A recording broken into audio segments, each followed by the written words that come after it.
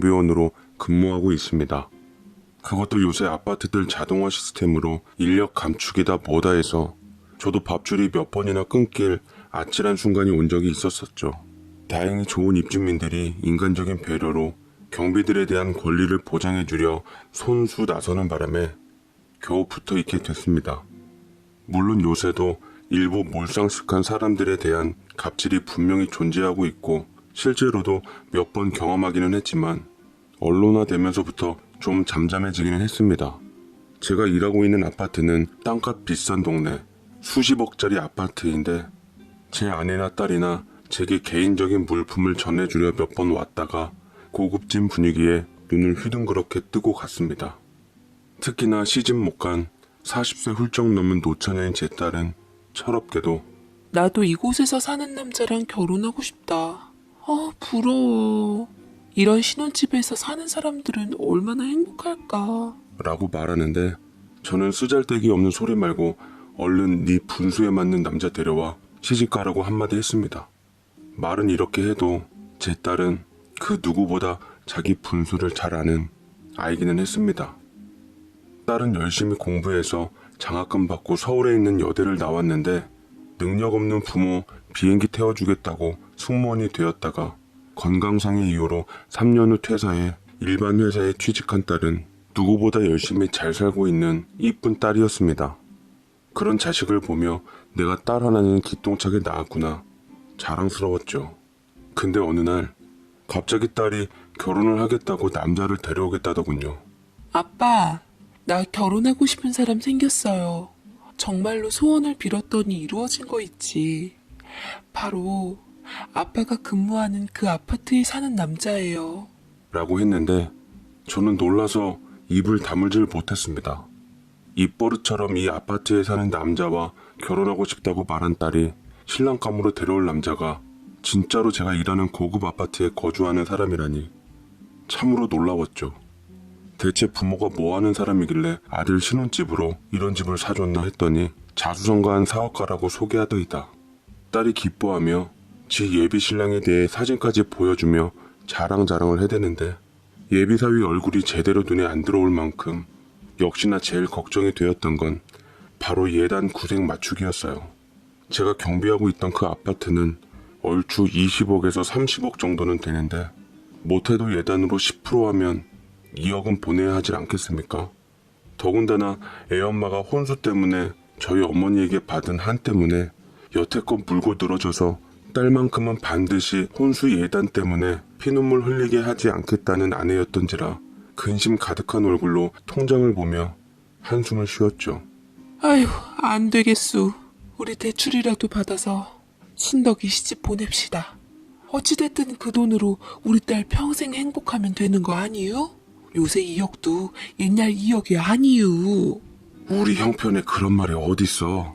그냥 형편대로 하면 되지. 무슨 딸 하나 시집 보내는데 집안 말아먹을 일 있는 것도 아니고 2억 예단이 누구네 집 애 이름이야? 지들 좋아서 만났는데 알아서들 하겠지. 왜 부모가 이런 걱정까지 해줘야 돼? 라고 아내에게 매몰차게 얘기했지만 속으로 저도 걱정이 이만저만이 아니었습니다. 저는 현재 임대 아파트에 살고 있었는데 2억을 딸년 예단비로 보내고 어떻게 살겠습니까? 딸도 이런 저희 심정을 알았는지 조심스럽게 뜻을 전하더라고요. 너무 신경 쓰지 말아요, 아빠. 그 사람도 자수성가한 사람이라 어려운 시절 다 겪어봐서 우리한테 힘든 부담 안 줄 거야. 걱정 말아요. 라고 얘기를 해주었고 얼마 지나지 않아 딸은 그 남자를 데리고 왔습니다. 몇 번 제게 사진을 보여주었지만 그놈의 예단 부담감 때문에 다 벌로 봐서 제대로 마주한 건 이번이 처음이었죠. 멀끔하니 깔끔한 인상의 예비사위는 예의 바른 자세로 인사를 했습니다. 처음 뵙겠습니다, 아버님. 앞으로 순덕이 행복하게 해주고 싶고 부모님께도 아들 같은 사위가 되고 싶습니다. 라고 하는데 뭐 인상이 훈훈한 게 제법 좋아 저는 한박 웃음을 띠며 끄덕거렸습니다. 그래, 둘이 서로 좋다 하니 결혼해서 잘 살았으면 좋겠네. 참, 혹시 부모님께서도 우리 순덕이를 본 적이 있으신가? 라고 물었는데 예비자위는 주춤거리며 주저하다가 어머니는 일찍 돌아가시고 아버지께서는 치매로 요양원에 지금 계세요. 젊어서 홀로 저 키우시느라 고생이 많으셔서 이제 제가 좀 잘 되어 효도하려 했는데 정작 요양원에까지밖에 못 모셨네요. 조만간 제가 모셔야 할 것 같긴 한데 아무튼 순덕이는 몸만 오면 됩니다. 라고 하는데 그제서야 딸이 예단 문제는 절대 걱정하지 말라고 했던 게 떠올랐습니다. 아버지께서도 성치 않으니 예비사위는 형식적인 예단 예물 생략하고 부모님들한테 부담 끼치고 싶지 않아 저들끼리 형편껏 알아서 살겠다고 했습니다. 한마디로 딸의 혼수 예단 대신 치매 시아버지의 효도와 맞바꾸는 거였죠. 저는 어찌됐든 딸이 선택한 길이니 예비사위와 딸과의 결혼을 허락하고서 예쁘게 결혼해 잘 살았으면 좋겠다 생각했습니다. 허나 여전히 마음이 안 놓인 아내가 내심 걱정하다 은근 제 옆구리를 찌르더라고요. 당신 우리 딸 시집 가면 거기 경비 계속 할 거요? 아유, 이 옆에 내가 해야지 당연히 우리 밥줄인데. 아니 그렇지 않소. 우리 딸이 버젓이 거기서 대우받는 입주민인데 친정의 비가 경비원 한다고 해봐. 아우 이웃들이 얼마나 얕잡아 보고 손가락질하겠소. 그냥 거기 그만두고 딴 데로 옮기면 안 돼요? 그리고 예단도 그냥 대출 좀 받아서 조금만 더 해줍시다. 그리고 시아버지는 그냥 요양원에 모시라고 해요. 아무리 생각해봐도 우리 딸이 고생길이 훤할 것 같아 하는 소리예요. 아이고, 이놈의 옆에 내뭔 헛소리를 그렇게 정성껏 짓거려. 시집을 갔으면 시부모님께 당연히 효도를 해야지. 그리고 경비원이 어디가 어때서? 애비가 떳떳하게 일하는데 왜 우리 딸이 얕잡힘을 당하고 손가락질을 당해? 그딴 소리 하려거들랑 애 시집 가는데 신경 좀 뒀어. 아휴, 내가 아주 당신 허영심 때문에 미쳐요, 미쳐. 라며 아내의 말을 끊고 나가버렸습니다. 저 역시 가진 것이 많으면 하나밖에 없는 딸년 다 해주고 싶은 게 본 심정이었죠. 그렇지만 인생 말년에 빚까지 내어서 딸을 시집 보낼 수는 없었습니다. 이윽고 딸의 결혼식이 다가왔고 저희는 부모로서 아내는 집 근처에서 고운 한복을 대여했고 저는 친한 형님한테 멀끔한 양복을 빌려 최대한 딸에게 행색으로나 뭐나 누가 되지 않기 위해 노력했습니다. 딸은 우리나라에서 제법 괜찮은 호텔에서 결혼식을 올렸어요. 처음에는 간소하게 한다나 뭐 한다나 하더니만 사위가 광고 관련 사업을 하는지라 사람들 이목 때문에 호텔 결혼식을 하기로 했다더군요. 부담스러워할 줄 알았던 딸은 생각보다 더 많이 기뻐하면서 여지껏 제가 본 웃음 속에서 가장 화려하고 당당한 미소를 지어 보였습니다. 참 돈이라는 게 그렇더군요.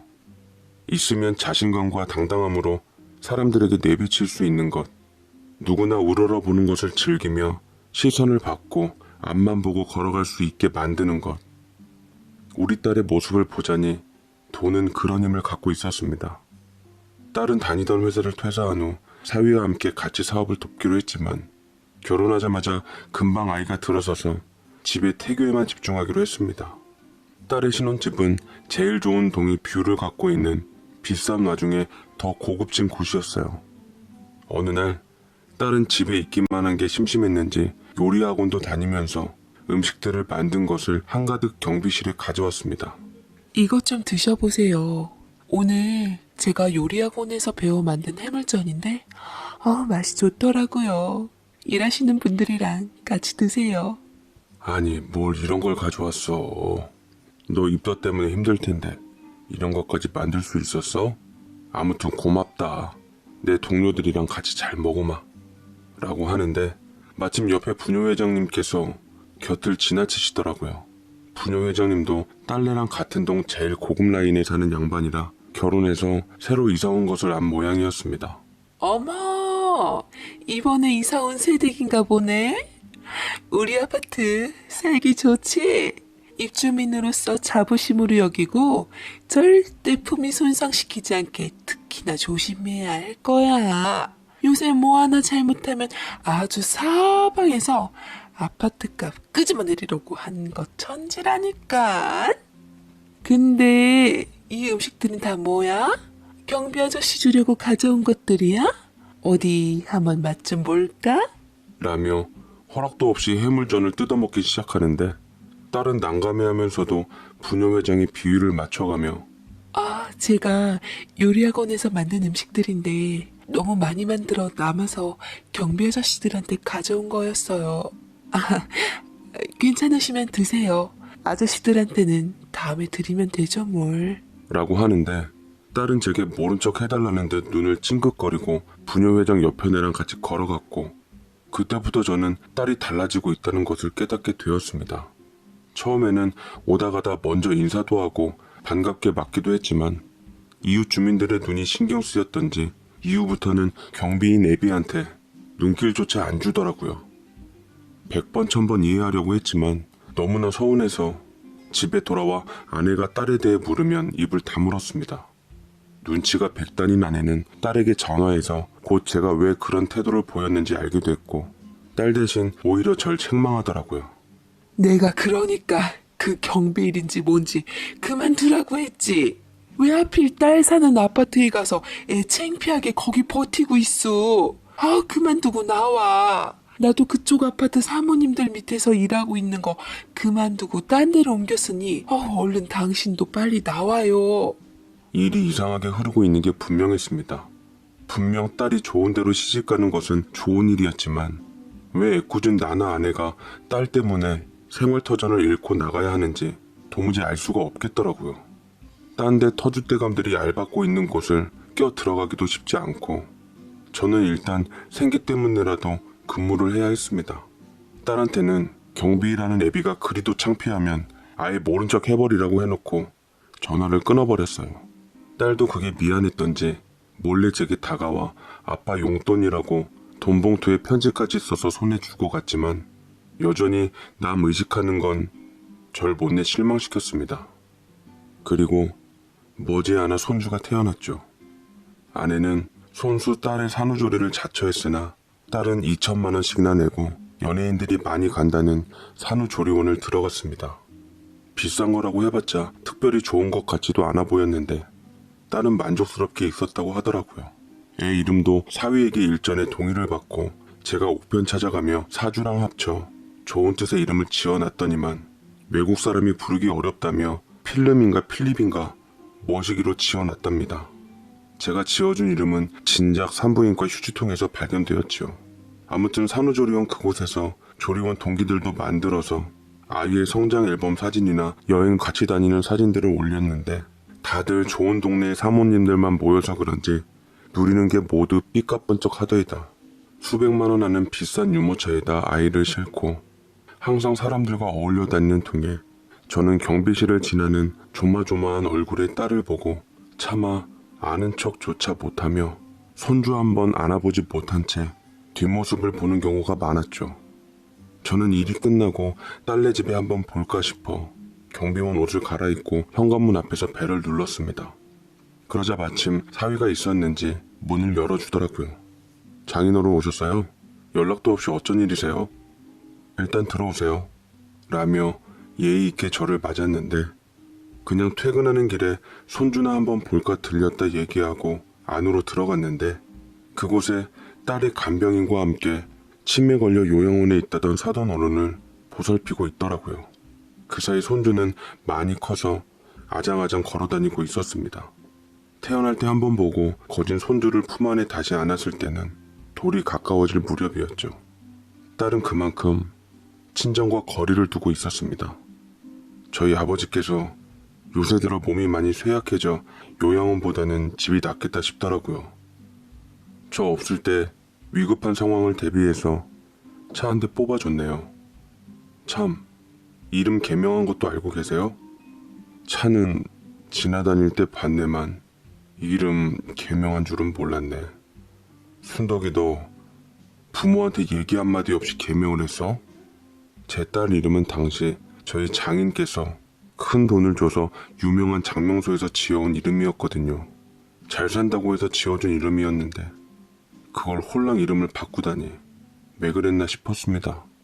그냥 순덕이라는 이름이 나랑 안 맞는 것 같아서요. 할아버지 못지않게 유명한 장명소로 가서 지은 건데 라이라는 이름이 제게 아주 좋대요. 이제 윤라이 그 이름으로 살려고요. 익숙치 않은 딸의 이름에 저는 손주를 마지막으로 한 번 더 품에 안고 뒤돌아서서 나왔습니다.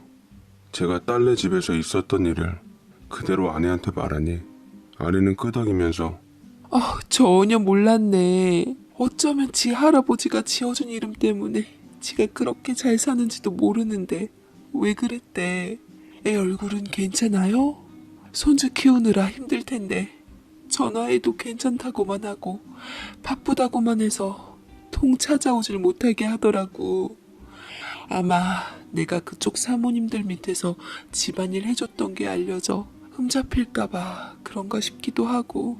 아유, 거참 쓸데없는 말 좀 하지 마. 나 우리 딸 그렇게 안 길렀어. 말 그대로 바빠서 그런가 보지. 보니까 치매 걸린 시아버지도 집에 데려와 보살피고 있고 애까지 보는데 정신이나 있겠어? 아내는 딸의 근황에 고개를 끄덕이며 겨우 이해한 후 섭섭함을 넘기려 애쓰는 것 같았습니다. 딸은 그 이후로도 친정을 찾질 않고 돈만 보내왔어요. 명절에는 축항쓰니 설캉쓰니 가족여행 간다며 여행을 간다 했고 저와 아내의 생일날에는 꼭 바쁜 일이 생겨 돈만 보내온 게 벌써 몇 해나 되었습니다. 그런데 우스운 건 아파트 내에 제 딸은 치매 시부 모시는 둘도 없는 효부라고 소문이 났더라고요. 심지어 TV 인터뷰까지 나왔는데 참 기가 막힐 지경이었습니다. 근데 아내가 그 TV 프로그램을 다시 보게 하며 나지막히 얘기를 하더라고요. TV에서라도 우리 딸 보니까 좋네. 어쩔 땐 우리 딸이 유명인이라서 TV에 맨날 나왔으면 좋겠어. 근데 애가 어디 아픈 것 같아. 많이 야윈 게 치매 시아버지 모시느라 힘든가? 저렇게 짙은 화장을 해도 활발한 척해도 나는 우리 딸이 뭔가 좀 안 좋아 보이네. 기분 탓이겠지? 라고 눈시울이 고무장갑 마냥 시뻘개져 있는 모습이 꼴보기 싫어 일부러 괘씸한 듯 딸에 대해 모진 말을 쏟아내었지만 그래도 자식인지라 아내가 저리 말하니 걱정이 되었습니다. 그러고 보니 경비일하면서 딸 얼굴 본 지도 꽤 되었고 걱정된 김에 겸사겸사 연락 한번 해보았더니만 그냥 나 좀 맘 편하게 내버려 뒀으면 좋겠다고 쌀쌀맞게 그것도 카톡으로 얘기하니 내가 무슨 큰 죄라도 지은 것처럼 느껴지면서 씩씩하고 당당하게 산 저 같은 사람도 끝없이 우울해지고 한없이 슬퍼지더라고요. 그러던 중 저 역시 우울감 때문인가 신경성 때문인가 몸에 힘이 없고 내내 속이 안 좋아서 구역감이 들어 변기통을 붙들고 앉아있다가 순찰 시간이 다 되어 힘든 안색으로 나가려던 찰나 사위가 경비실에 찾아왔더랬습니다. 아버님, 어디 편찮은 데 있으세요? 얼굴빛이 안 좋으세요. 내가 아프든 말든 자네나 딸에게 크게 상관이나 있는 일이던가? 돌아가게. 그냥 이제껏 쭉 살던 대로 살게나. 자네나 딸이나. 화가 나는 것을 간신히 참고 돌려보내려 했더니 사위가 안타깝게 저를 쳐다보며 어쩔 줄 몰라 하다가 조심스럽게 입을 열었습니다. 아버님, 저 사실은 순덕이가 끝까지 비밀 지켜달라고 했는데 순덕이 많이 아파요. 지금 병원에 입원해 있어요. 뭐? 전 냉큼 돌아 사위를 붙잡고 그게 무슨 말이냐고 그 녀석이 왜 지금 병원에 입원해 있냐고 물었고 사위가 어두운 얼굴로 눈시울을 붉힌 채 입을 열었습니다. 자궁암 3기 판정 받아서 지금 항암 치료 받고 있는데 많이 고통스러워하면서 친정 부모님을 찾았어요. 그러다 좀 고통이 사그라들면 친정 부모님께 연락하지 말라 그러고 아마 걱정하실까봐 그랬던 것 같아요. 사위는 원체 사업 때문에 집 비우는 날들이 많아서 딸이 우리에게 무슨 일을 저질렀는지 잘 모르는 것 같아서 일단 사위에게 섭섭함을 제쳐두고 당장 근무지 이탈을 해서라도 병원을 가겠다 했습니다. 얼떨결에 제 대신 경비 보초를 서게 된 사위를 뒤로하고 택시를 잡아타 녀석이 있다던 병원으로 향했지요. 집사람한테는 아무 말 안 했습니다. 딸 사랑이 지극해서 뒤로 넘어갈 것 같아 일단 제가 먼저 상태를 봐야만 했어요. 아무리 왼수 같고 미운 자식도 아파서 다 죽어간다는 소식을 들으니 가슴이 찢어질 듯 아팠습니다. 어릴 적 딸은 늘상 아플 때마다 제 무릎을 베개삼아 누워서 잠들고는 했죠. 이상하게 아빠 무릎은 양무릎 같아. 아빠 든든한 무릎 빼면 금방 다 나은 것 같은 거 있지. 영원히 내 곁에서 무릎 빌려주며 오래오래 살아야 해, 아빠. 나 할머니 돼서도 아프면 아빠 무릎 뺄 거야. 라고 했던 말이 생각이 나는데 가슴이 울컥거려 왜 이제껏 그 애를 미워했을까. 그냥 설사 내가 창피해서 모른 척하고 외면했다 한들 그게 뭐 어떻다고. 순덕이가 우리 이쁜 딸인 건 변하지 않는 건데. 부모는 하늘과 같은 사랑을 갖고 있다 했는데 왜 난 내 딸에게 하늘 같은 사랑을 품어주지 못한 걸까. 짙은 후회가 들며 눈물이 쏟아지더라고요. 저는 하염없이 딸을 찾으며 울부짖고 병원으로 들어갔습니다. 병실에 들어가니 여느 간병인과 같이 어느 여자만 있더라고요. 가만히 보니 환자복을 입고 창백하게 빼싹 야윈 그 여자에게서 분명 내 딸 얼굴이 보였습니다. 머리카락도 다 빠져서 모자를 쓰고 있었는데 다짜고짜 가서 저는 딸에게 호되게 야단을 쳤어요. 이놈의 시키가 아주 그냥 혼나려고 아빠한테. 너 이놈의 시키 아프면 아프다고 아빠한테 진즉 얘기해야지. 너 이날 이때껏 거저 자랐어? 누구 맘대로 아프고 얘기도 안 해. 너 애미애비 창피해서 모른 척한 건 용서해도 너 아파서 모른 척한 건 용서 못한다. 어떻게 속 한 번 안 썩이다가 시집가서 뒤늦게 부모 속을 다 문드러지게 만들어. 하며 끄끄거리고 주저앉아 통곡을 해대니 딸은 저를 얼른 일으켜 세우며 안아주고는 저와 같이 울음을 터뜨리고야 말았습니다. 미안해요, 아빠. 내가 뭔가 착각을 한 것 같아요. 처음부터 그런 건 아니었는데 어쩌다 보니까 주위 이웃들이 다 배경이 좋고 돈도 많아서 내 입으로 도저히 아빠는 경비라고 엄마는 가사 도우미라 했다는 말을 할 수 있는 용기가 없었어요. 나도 왠지 남들처럼 좋은 배경이어야만 할 것 같아서, 안 그러면 그곳에서 쫓겨날 것 같아서 순덕이 인생 대신 라이로 살고자 했어요. 그래서 아빠 엄마를 멀리하고 했던 거고요. 부끄럽게도 치매 앓고 계신 부자인 시아버지는 하나도 안 창피했는데 가난한 엄마 아빠는 창피하더라고요. 그래서 벌 받았나 봐요. 그래서 엄마 아빠가 눈물 나게 보고 싶었는데도 연락할 수가 없었어요. 미안해요, 아빠. 잘못했어요, 아빠.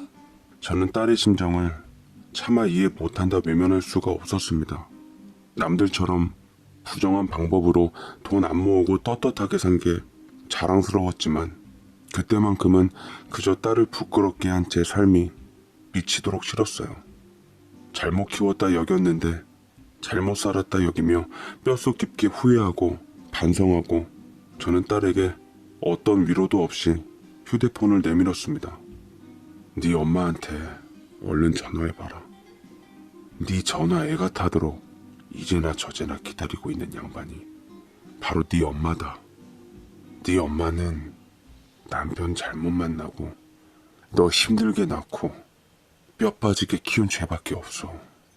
얼른 전화해서 잘못했다고 싹싹 빌고 당장 병원에 오라고 해서 간병 받아. 엄마 걱정하잖아요.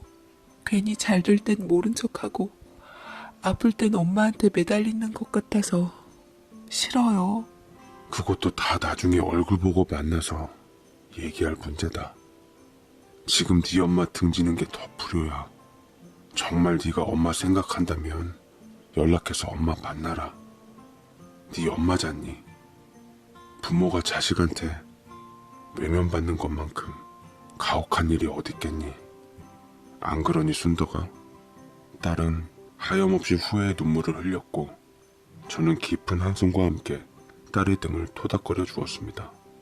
간만에 딸은 아내에게 울면서 연락을 했고 아내 역시 난리가 나서 혼비백산의 딸 병원에 와 장소가 떠나갈세라 울고 불고 난리를 떨어댔습니다. 오랜만에 가족이 모여 우는 틈에 웃어 보였던 시간이었습니다. 비록 딸이 아파서 마음이 아팠지만 그날은 참 기분이 좋은 아이러니한 날이었네요. 딸은 침대 위에서 앉은 제 무릎 위에서 잠이 들었고 저는 조심스레 딸을 내려놓은 후 제 근무처로 돌아와 제 자리를 지키고 있는 사위에게 고맙다 인사했습니다. 덕분에 제가 그 집 장인이자 친정 아버지라는 얘기가 퍼졌지만 크게 뭐 신경 쓰는 것 없이 지나가더라고요. 솔직히 자기 살기도 바쁜데 딴 사람 얘기까지 일일이 신경 쓰는 사람이 어디 있겠어요. 어쨌거나 저는 딸을 찾게 되었고 지금 우리 딸은 치료 잘 받고 좋은 회복세를 향해 가고 있습니다. 손주도 잘 따르고 있고 좋게 해결돼서 여느 때처럼 떳떳하게 경비 일하며 살고 있어요. 제 사연 읽어주셔서 감사드리고 여러분들도 항상 평안하시길 로 이어질 손님이다 싶어 여느 때보다 정성껏 물건에 대해서 설명해주고 추천드렸네요. 그러자 손님은 몇 개 추려준 물건을 이리저리 보며 만약 저라면 어떤 물건을 고르겠냐고 한 말에 저는 생각하다가 어떤 걸 손님에게 추천드렸고 오케이 그럼 그걸로 하겠다는 말에 더스트백에다 보증서까지 정성껏 챙겨주며 포장드렸습니다. 그런데 남자는 방금 산 명품 물건을 난데없이 제게 쥐어주질 않겠습니까? 이거 그쪽이 마음에 들어서 내가 선물하는 거예요. 미안하고 고마우면 밥 한 번 사요. 라고 제게 생각지도 못한 대시를 하니 그제서야 속내를 알았던 저는 어이없게도 푹 웃음이 나오더라고요. 역시 남자들은 어딜 가든 나 같은 매력녀를 가만두질 않는구나라며 스스로의 매력에 도취되어 그 남자를 한번 만나보기로 했습니다. 남자친구는 서울 어느 대학을 졸업하고 자수성가해서 사업을 이뤘는데 그것이 대박이 나서 지금의 CEO 자리에 앉았다고 하더라고요. 회사의 경영 방침과 사업의 비전들을 야심차게 제게 소개하며 일에 대해 자부심을 갖고 있는 얘기를 줄곧 하고는 했네요. 잘 알아듣지 못했지만 요약해보면 한마디로 잘 나가는 회사 사장님이란 얘기인데 어쩐지 데이트 내역들을 보면 제게 쓰는 돈 씀씀이가 과히 남다르다고는 생각했습니다. 거기다 인품도 좋아 무엇보다 사람이 너무나 착했고 자상하고 배려할 줄 알았던 남자친구는 제게 점차 사랑으로 다가왔습니다. 남자친구는 당시 저보다 3살 정도 많았고 얼마 안 되어 자연스럽게 결혼 얘기가 나오게 되었네요.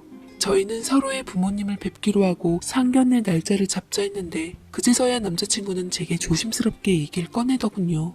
사실은 나 부모님 이혼하셨어. 황혼 이혼하신 지 3년 정도 되었는데 부모님 찾아뵙기 전에 솔직하게 얘기해야 할 것 같아서 라며 그동안 집안 속사정 얘기를 꺼내기 시작했는데 시부모님께서는 원래 남자친구 고등학교 시절부터 싸움이 한번 시작되면 경찰서에 가서야 끝을 맺었다고 합니다. 집안 문제며 돈 문제며 바람 문제까지 다양하게 얽혀 있더라고요. 허나 시부모님들은 그나마 예비신랑 결혼할 때까지는 이혼을 참으려고 했다 했습니다만 4년 전쯤 아버지의 막바지 바람 때문에 크게 터져버려 두 분은 돌이킬 수 없는 지경에 이르렀다고 하더라고요. 예비신랑의 눈에는 어느덧 가득 눈물이 맺혀 있었고 부모님께 받은 상처가 깊어 보여서 저는 그를 다독이며 곁에서 위로해 줄 수밖에 없었습니다. 생각해보면 저희 집도 3, 4년 전쯤 예비신랑네처럼 크게 사건이 한번 일어났었거든요. 다름 아닌 한평생 묵묵히 가족들 뒷바라지하며 가정밖에 몰랐던 얌전한 엄마가 가족들의 뒤통수를 친 후 다른 남자와 잠적한 사건이었습니다. 누구보다 가족들에게 헌신하고 보듬어왔던 우리 엄마가 그렇게 크게 사고 칠 줄 누구도 예상 못했기에 가족들의 충격은 더했고 아버지는 그걸로 인해 정신과 치료까지 받게 되었습니다. 결국 아버지도 자식들 때문에 사랑일 줄 알았던 내연남에게 배신당하고 돌아온 엄마를 다시 맞을 수밖에 없었고 다 잊은 듯 연기하며 사시고 계셨지요. 혹여나 우리 집 일이 예비신랑에게 조금이나마 위로될까 싶어 저 역시 다 털어놓으면서 사람 사는 거 거진 다 똑같아. 이혼하지 않았어도 속이 곪고 병든 가정들이 얼마나 많은데 부모님의 실수를 돌이켜보며 우리는 그러지 말고 잘 살자 라며 손을 잡아주니 예비신랑은 제 손을 맞잡으며 평생 서로만을 위해 살기로 다짐했습니다. 집에 돌아와선 저희 부모님께도 사전에 미리 일러두었죠. 과부마음 호르비가 안다고 오히려 아버지께선 예비신랑을 안쓰럽게 여기면서 긴 한숨을 쉬시더라고요. 그런 일이 있었구나. 워낙 요새 이혼이 흔한 일이니 부모 이혼한 게 크게 흠잡힐 일은 아니지. 그놈의 바람은 참 어느 가정이고 문제구나. 왜 끝이 보이는 길을 굳이 가려 해서 주위 사람들에게 상처를 주려 하는지. 제일 많이 힘든 건 죄 없는 네 신랑이었을 텐데 우리가 더 그 사람을 위해 부모로서 노력해야겠다. 라고 아버지가 엄마를 보며 착잡한 듯 말씀하셨고 엄마는 찔린 모양이던지 짙은 그림자에 머뭇거리다가 그 자리를 떴습니다. 어쨌거나 전 아빠의 마음씨에 감사함을 느끼며 예비신랑을 저희 집에 데려오기로 했습니다. 누가 사위사랑은 장모라고 했던가요? 처음 이사 온 날부터 저희 엄마에게 100년 손님 대접을 톡톡히 받으며 예비신랑을 위해 상다리가 부러질 정도로 음식을 차려놓아 놀라움을 표했네요. 예비신랑 역시 이런 황송한 대접은 처음이라며 눈시울을 붉히는데 무슨 음식을 이렇게 많이 차리셨어요? 이거 다 손수 차리시느라 힘드셨을 텐데 제 생에 이런 걸 받아보는 건 처음입니다. 라고 얼떨떨해하며 얘기하자 저희 엄마는 농담까지 하시면서 이런 대접을 많이 받아보면 안 되지. 이건 100년 손님들한테만 주어지는 특권인데 엄마가 앞으로는 우리 사위 위해서 종종 솜씨 부려볼 테니까 그냥 우리 사위는 맛있게 잘만 먹어주면 돼. 알겠지? 하며 말씀하셨고 예비신랑은 한동안 말을 못 이었습니다. 그 많은 음식들을 한 가지씩 맛보며 저희 엄마께 요리 솜씨를 칭찬했고 훈훈한 분위기로 부모님과 예비신랑은 좋은 시간을 가졌습니다. 허나 그렇게 모든 것이 원만하게 흐르면 좋았을걸.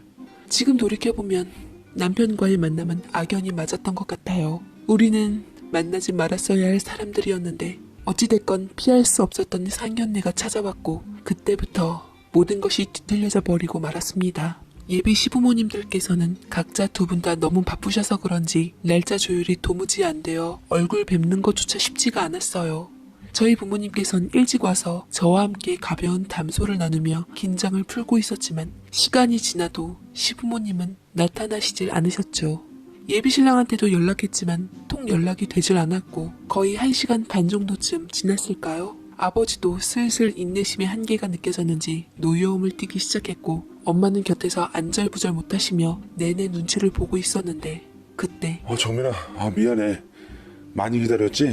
라며 급하게 헉헉거리고서 예비신랑이 먼저 나타났고 바로 그 뒤에 예비 시부모님께서 한껏 도도하신 얼굴로 어깨 피고 나타나셨습니다. 시부모님께선 끝이 안 좋은 부부답게 냉기가 흐르더군요. 그런데 저희 부모님께서도 자리에 일어나서 딱 예비 식구들을 맞이할 무렵 엄마가 앞에 있던 커피잔을 떨어뜨렸습니다. 쨍그랑 하는 소리가 상견례 전체 장소를 울렸고 저희 아빠 역시 배치장이 된 동시에 예비 시댁 식구들도 충격적인 얼굴로 저희 부모님을 바라보시다가 갑자기 예비 시어머니가 갖고 있던 명품백으로 저희 엄마 얼굴을 세게 내리치셨습니다. 엄마 지금 뭐 하시는 거예요? 이성을 잃고 엄마에게 달려드는 예비 시어머니를 예비 신랑이 말렸고 엄마는 속수무책으로 당하고만 있으시다가 다행히 아버지가 엄마 앞을 막아주는 덕택에 반신이 시어머니는 물러설 수밖에 없었습니다. 분한 듯 씩씩거리며 아버지한테 소리를 치는 예비 시모셨죠. 이혼한 줄 알았더니만 아주 잘 사시고 계셨네. 남의 가정 파탄내놓고 결국 가정은 지키셨어요. 아주 성인군자 납셨구만. 그러자 아버지도 쭉 상황을 훑어보다 알만한 듯 저에게 화를 돌리시고는 저와 예비 시모에게 이를 악물고 되받아쳤습니다. 네가 말한 예비시대 어른들이란 작자들이 이 사람들이냐? 겨우 잊고 사나 했더니 사람 하나 아주 잘 골라와서 들쑤져 놓는구나. 그쪽들도 작작하시죠. 이미 4년씩이나 지난 일을 가지고서 새삼스럽게 왜 역정을 내십니까? 손바닥도 마주쳐야 소리가 난다고. 먼저 가정적인 우리 아내를 홀린 건 그쪽 남편이지 않습니까? 4년 전에도 밝혀졌는데 그때도 지금도 왜 애꿎은 애엄마만 잡냐고요. 남편 단속이나 하시죠. 이제 남편 단속할 것도 없습니다. 당신네들 때문에 이혼해서 단속할 관계도 아니니까요. 어이구 이놈아, 지금 이 집 식구들이 어떤 사람들인 줄이나 알아? 네 아버지 4년 전에 바람나서 집 나간 상대 여자가 바로 이 여자야. 감히 뻔뻔스럽게 내 아들한테 장모라고 불리려고 이 자리에 딸 데리고 나왔냐? 네가 그 딸이냐? 눈매도 아주 지엠이 쏙 빼다 박아선 술은 여신의 여시야. 돈 보고 우리 아들한테 접근했냐? 네 엄마처럼? 시모의 핸드백은 저와 예비 신랑에게도 향하며 흠신 분풀이를 해댔습니다. 저는 도저히 믿겨지지도 믿을 수도 없었어요. 저희 어머니께서 4년 전에 바람핀 상대가 왜 하필 예비 시부였던 건지, 이 모든 사건의 원흉인 예비 시부는 주변 시선들을 못 이겨 이미 자리를 떠버리셨고, 예비 시모는 바닥에 주저앉아 팔자 타령을 하며 울며 불며 통곡을 해대었습니다. 아버지 역시 이 결혼은 무조건 안 된다는 말씀과 함께 저더러 초상집 마냥 펑펑 울고 있는 엄마를 모시고 밖으로 나오라고 하셨고, 저는 어쩔 수 없이 예비 신랑을 뒤로 한 채 일단 아버지의 말씀대로 따를 수밖에 없었습니다. 엄마를 모시고 나오는데 엄마의 몸이 사시나무 떨듯 심하게 떨렸어요. 죄인인 양 고개를 푹 수그리며 내려온 머리카락으로 얼굴을 덮어버렸는데 엄마가 안쓰러우면서도 저 역시 분노가 일었습니다. 저는 사랑하는 내 사람을 엄마 때문에 잃을지도 모른다는 불안감에 미칠 것만 같았습니다. 예비신랑 역시 몸을 추스린 후 자신의 엄마를 곧장 모시고 나갔고, 멀리서나마 마주친 예비신랑과 저의 눈빛이 심하게 흔들리는 건 바로 눈앞의 미래를 암시하는 것만 같았죠.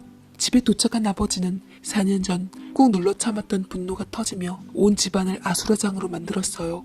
저 하나만 보고 참고 사셨던 아버지는 화병이 난 속을 어쩌질 못하셨죠.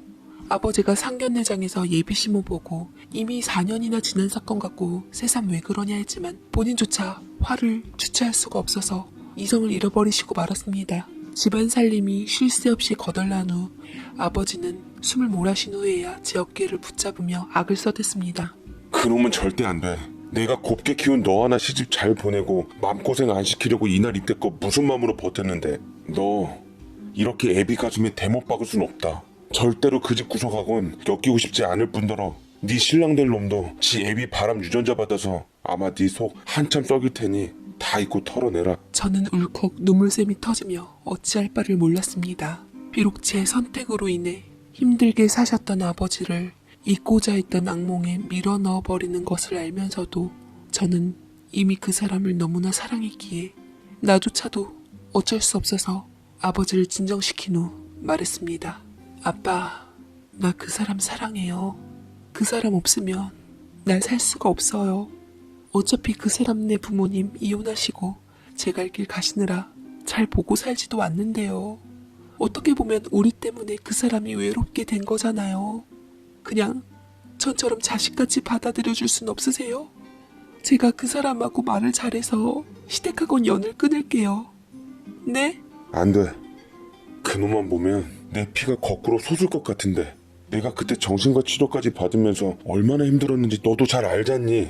만약 끝까지 네가 그 녀석이랑 결혼 생각을 굽히지 않으면 이날 이때껏 산 의미가 없어지니 난 모든 걸 끝내겠다.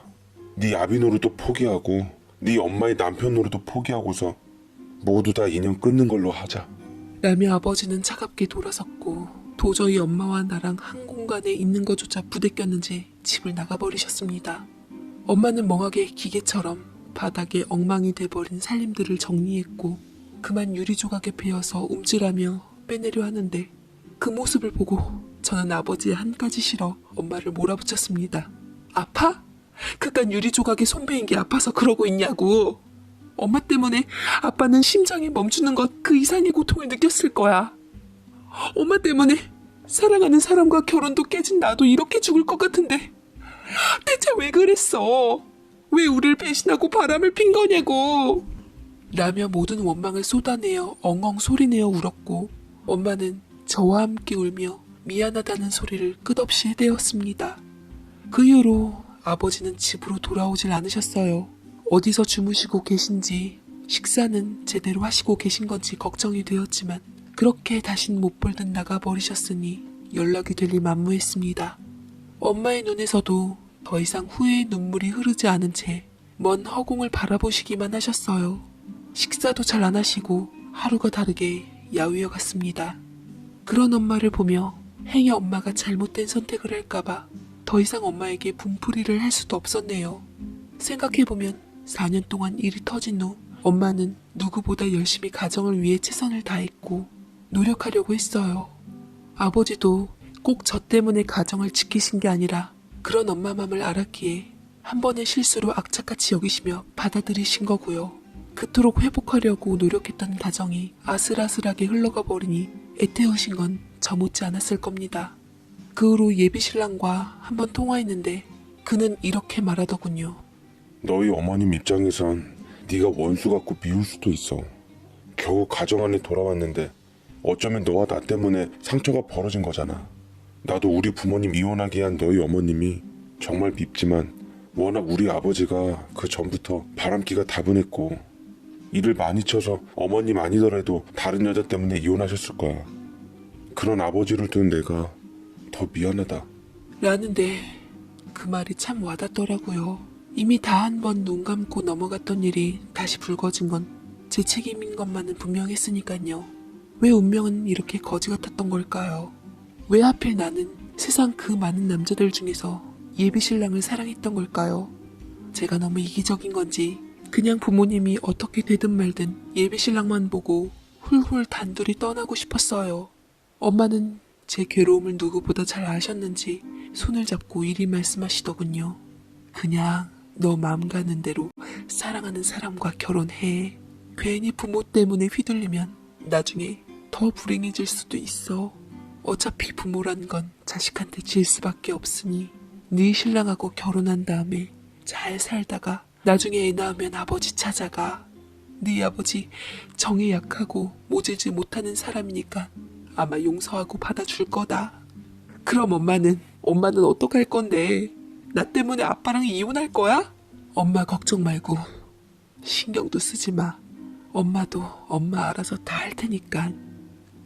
못 모르고 네 아빠랑 어린 나이 때 결혼해서 오순도순 살았던 게 사랑인 줄 모르고 한순간에 눈이 멀어 잘못된 판단을 한 다 내 잘못이야. 묻고 살려고 한 것도 다 내 욕심인 것 같다. 책임 또한 엄마가 질 테니 너 알아서 원하는 삶 살아. 라며 엄마는 제게 힘을 주어 당부하셨습니다. 어떤 게 옳은 건지 무슨 판단을 내려야 할지 잘 모르겠더라고요. 저는 예비신랑에게 연락을 해서 만나는데 그조차 지금 일이 많이 버거웠던지 며칠 만에 수척해져 있었습니다. 저 걱정할까봐 회사 일이 갑자기 바빠져서 그런 거라며 웃으며 둘러댔지만 거짓말을 잘 못하는 그인지라 속내를 쉽게 알아챌 수 있었죠. 사랑하는 그와 저는 향후 우리 관계에 대해서 아주 오랜 시간 동안 얘기를 나눴습니다. 예비신랑은 개차반 같은 아버지의 아들이라는 것이 믿기지 않을 만큼 착하고 이해심이 깊었어요. 자신보다는 나와 우리 부모님에 대해서 염려해 주었고 저는 그 사람의 됨됨이를 믿고 끝내는 제 사랑을 선택하기로 마음먹었습니다. 엄마 아빠보다는 제 인생이 먼저란 생각이 들었고 어찌됐든 엄마가 자초한 일이니 엄마가 책임져야 한다는 생각에 독한만 먹고 저는 사랑하는 사람을 택하기로 했어요. 우리 결혼하자 예정대로. 당신하고 도저히 헤어질 자신이 없어. 어려운 결혼할 만큼 우리 다른 사람 생각지 말고 서로 더 아끼며 사랑하면서 사는 거야. 그래줄 수 있지? 라고 하니 예비신랑은 눈물을 글썽이면서 고개를 끄덕이고는 저를 안아주더라고요. 행복하게 해줄게. 네가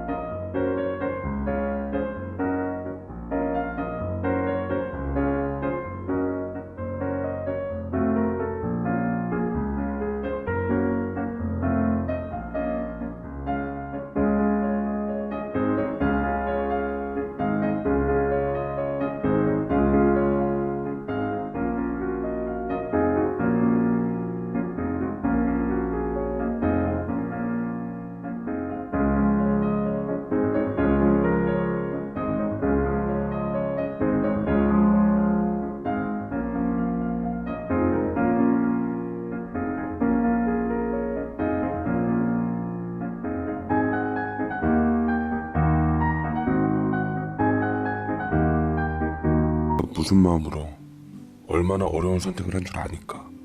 내가 더 잘할게. 사랑해. 절대 네 선택에 후회하지 않게 해줄 거야, 정민아. 라고 제게 고백했는데 얼마나 제가 그를 사랑했는지 어느 때보다 설레었고 이 사람의 손을 잡은 그때만큼은 세상을 다 가진 것보다 더 행복했어요.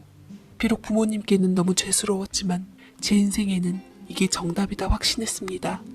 우리는 결혼식장에서 부모, 형제, 친척 없는 반쯤 텅 빈 식장을 함께 들어갔고 영원히 사랑하겠다는 맹세를 했습니다. 그때 저희의 결혼 덕분에 예상했던 일들은 다 터져버렸죠. 아빠는 엄마와 기어이 이혼을 하시며 다시 정신과 치료를 받으시고는 후유증에 시달리셨고 가정주부로만 사셨던 엄마는 빈몸으로 쫓겨나 생기 유지를 위해서 비참하게도 이모네 집에서 눈칫밥 먹으며 남의 집 파출부로 일하시게 되었습니다. 엄마의 불행에 대해 안쓰러워 개인적으로 도와주려고 했지만 결혼한 이상 부모님 신경 쓰지 않고 살기로 했지 않냐며 이미 결혼한 예비신랑의 반대로 그럴 수도 없게 되어버렸습니다. 당연히 예비신랑 역시 부모님과 등지게 되었죠. 서로가 시댁 처가 없는 부부로서 살게 되었고 2년 후에 연년생으로 자식까지 2명 낳아 나름 행복이라 여기며 살게 되었죠. 목구멍에 작은 가시가 걸린 것을 애써 무시하고서 말이에요. 아이들이 좀 크고 나서 엄마의 말 맞다나 아버지한테 아이들을 데리고 찾아갔지만 아버지께선 문을 굳게 걸어 잠근 채 열어주시지도 않으시더라고요. 그 후에도 몇 번이나 더 찾아갔지만 마찬가지여서 어쩔 수 없이 돌아서게 되었죠. 제 남편은 그 착하고 부드러웠던 사람은 몇 년이 지나니 인내심도 바닥을 드러냈습니다. 아버지의 연이은 문전박대에 잔뜩 날이 서서 짜증을 내더라고요. 이제 그만 좀 하자. 니네 아빠 정말 너무하신 거 아니야? 어린 손주 소녀까지 데려갔는데 맨날 문전박대 당하는 것도 지긋지긋해. 우리 부모님은 없는 존재처럼 살면서 왜 내가 니네 부모님한테 나까지 이렇게 절절매매 그래야 하는 건데? 난 더 이상 못해. 네 부모니까 네가 알아서 해. 무슨 말이 그래. 우리 부모님 당신 부모님이 어딨어. 나 얼마 전까지 불쑥 찾아온 술 취한 당신 어머님한테 툭하면 뺨 맞고 뒤지다꺼리 했었어. 당신한테 툭하면 이혼하려 부추기고 새로운 여자 소개시켜준다는 어머니께 어떻게 해야 하냐고. 그리고 내가 모른 척해서 그렇지 당신 저번에 어머니 소개시켜준 그 여자랑 만난 거 내가 모를 줄 알아? 피는 못 속인다더니 당신 옷에 달고 온 여자 향수 냄새, 립스틱 자국들 다 알고도 우리 애들 봐서 참는 건지 모르는 거냐고. 네, 그렇게 저를 사랑하고 잘한다던 남편은 아이 낳고 몇 년 후에 시어머니께서 소개시켜준 여자랑 공공연히 바람을 펴댔고 그거 아니더라도 사업한다는 핑계로 주변의 여자가 끊일 날이 없었습니다. 옛말처럼 바람피는 유전자가 따로 있었던 건지 정말 피는 못 속이는 게 맞았던 거죠. 그래도 제가 부모까지 버리고 선택한 결혼이기에 함부로 깰 수가 없어서 이악 물고 살아왔건만 남편의 이런 반응은 절 항상 벼랑 끝까지 몰고 갔습니다. 이 여자가 누굴 생사람을 잡아? 그러니까 누가 나랑 결혼하래? 울면서 나랑 결혼하자고 매달린 건 너였어. 우리 부모님 악연 때문이라도 너랑 결혼하는 게 아니었는데 아주 후회된다. 후회돼. 원하면 언제든 이혼해 줄 테니까 말만 해. 아님 니네 엄마처럼 다른 남자랑 바람 펴주면 더 좋고. 라며 여느 때처럼 가버렸는데 저는 그 자리에 주저앉아 제 아이들의 귀를 틀어막은 후 겁먹은 아이들을 힘겹게 달래었습니다. 이제는 저 역시 엄마가 되어버렸던지라 행여 자식들 앞길에 누가 될까 싶어 꾹 눌러 참고 살고 있는 벌을 받고 있는 중이네요. 그나마 남편과 살고 있는 구실 하나가 그래도 우리 애들 사랑만큼은 끔찍해서예요. 애가 아빠만 찾지 않았어도 좀 더 끝내기가 쉬웠을지도 모르는데 부모 등지기는 쉬워도 어린 내 자식들만큼은 제 맘대로 할 수가 없네요. 아마 4년 전 그때 아버지도 저 같은 마음으로 엄마를 용서하고 받아들이셨을 테죠. 세상에서 가장 저를 사랑할 수 있는 부모의 아픔을 외면치 말고 다른 사람과 결혼해서 살았던 게 맞는 거였는데 그랬다면 엄마도 아빠도 지금처럼 힘들지 않았을걸. 한낱의 바보 같은 선택에 그깟 신기루 같은 사랑이 사라진 지금 후회하며 살아가고 있네요.